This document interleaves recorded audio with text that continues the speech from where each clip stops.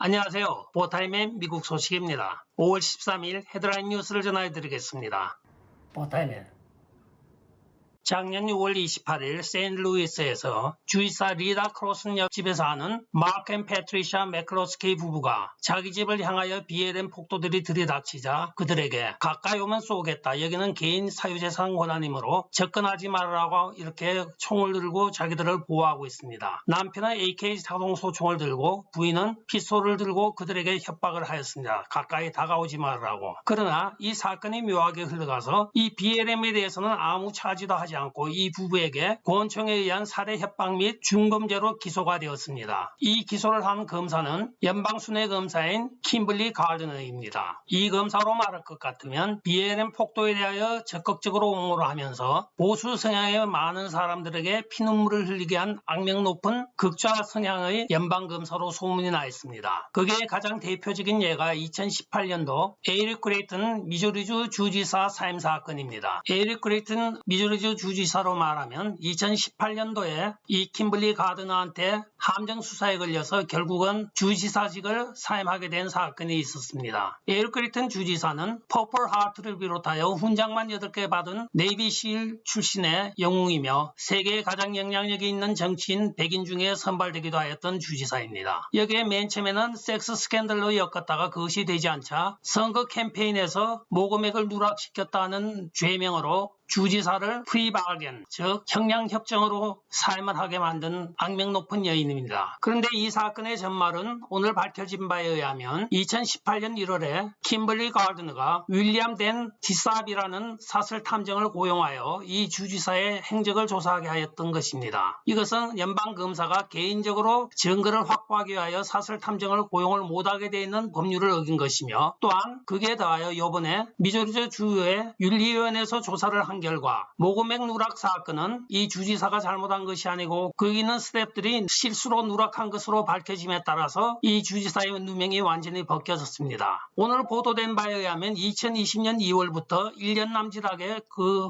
미주리주 윤리위원회에서 조사를 한 결과 이 주지사의 잘못은 아무것도 없는 것이 밝혀짐에 따라 이 사건에 대하여 사설 탐정이 법정 진술에 대하여 연방검사가 자기를 조작하도록 시켰다고 하면서 실토를 한 것입니다. 연방검사로서 증거를 조작하였고 또한 법정 진술을 거짓으로 한 것이 드러나서 연방검사직을 사임하거나 아니면 정지를 당하게 생겼습니다. 이에 따라 킴블리 가드너는 변호사 또는 연방검사로서의 모든 자격증을 정지하거나 박탈을 당하게 생겼습니다. 그런데 여기에 의외로 이득을 본 사람이 하나가 생겼습니다. 제가 맨 처음 말씀드렸던 마크 앤 패트리샤 부부가 이 사건에 연루가 되어서 중범죄로 기소가 되어 있었는데 자동적으로 기소한 사람이 자격 미달로 기소가 중지가 되어버린 것입니다. 며칠 전 보도에서 말씀드렸듯이 이 킴블리 가드너는 소로스가 자금을 대서 연방검사직에까지 오른 입지 여인입니다. 따라서 소로스가 심어놨던 여러 연방검사 중에 한 명이 오늘 드디어 작별을 고하게 생겼습니다.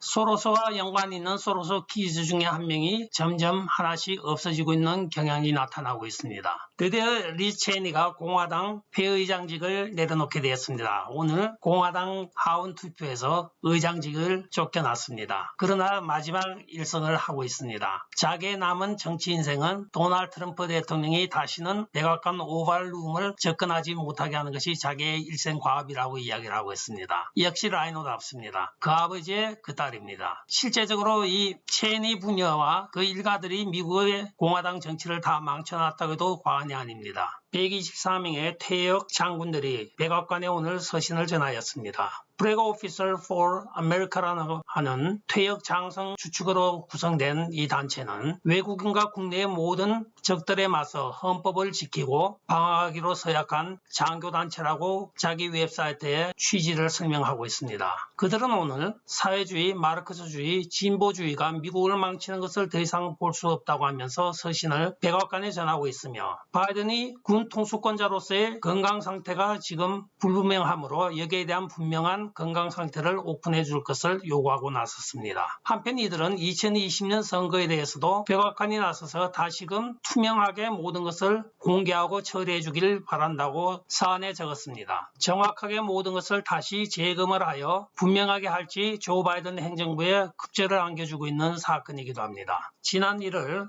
바이든 행정부가 취임을 하자마자 맨 처음 하였던 것이 국경 장벽 건설 중지였습니다. 그러나 현실을 돌이켜볼 때 국경 장벽이 필요한 것을 느꼈는지 국경 장벽 건설을 재개한다고 오늘 발표를 하였습니다. 무조건 반트럼프 정책으로 국경 장벽을 정지하였다가 불과 5개월 만에 다시 재개를 하고 있는 것입니다. 어제 뉴스에서 불빛으로 보여드렸던 아이언돔의 미사일이 지금 발사되는 장면입니다. 그러나 오늘 불행하게도 탱크 저격용 로켓을 지상에서 쏘아 저렇게 공중으로 가지 않고 수평으로 날아가서 이스라엘 진지를 공격함으로써 이스라엘 군인들이 죽었다고 오늘 이스라엘 국방성이 발표를 하고 있습니다. 한편 미국 뉴욕, 로스앤젤레스 등의 대도시에서는 이스라엘을 지지하는 행진이 이어지고 있으며 여기에 또한 하마스를 지지하는 행진이 이어졌습니다. 이 두 행진이 서로 맞닥뜨리는 곳에서는 서로가 깃발을 빼앗아 가려고 몸싸움을 하면서 경찰이 동원되어서 뜯어말리고 있었습니다. 오늘 마침 팍스뉴스에 그 사진이 올라와서 제가 캡처를 해뒀었는데 지금 사라지고 없습니다. 다음에는 꼭 제대로 보존해서 그런 장면을 꼭 보여드리겠습니다. 비치가 아름답기로 유명한 캘리포니아에서도 가장 대표적인 비치 중에 하나인 베니스 비치가 지금 이렇게 홈리스 피플들이 자전거 도로 옆에 텐트촌을 형성하고 있습니다. 날씨가 따뜻하고 옆에 화장실이 있고 수도가 잘 정비가 되어 있는 이곳에 이들이 거주함으로써 일반적으로 관광객들의 발길이 끊어지고 있다고 베니스시 관계당국자가 걱정을 하고 있습니다. 여러분들 이쪽으로 여행 가시면 아니 되겠습니다. 지금 많은 안전사고가 일어나고 있다고 합니다. 끝까지 시청해 주셔서 감사합니다. 좋아요, 구독, 알림 그리고 공유 부탁드리고요. 댓글 많이 부탁드립니다. 안녕히 계십시오. 바이.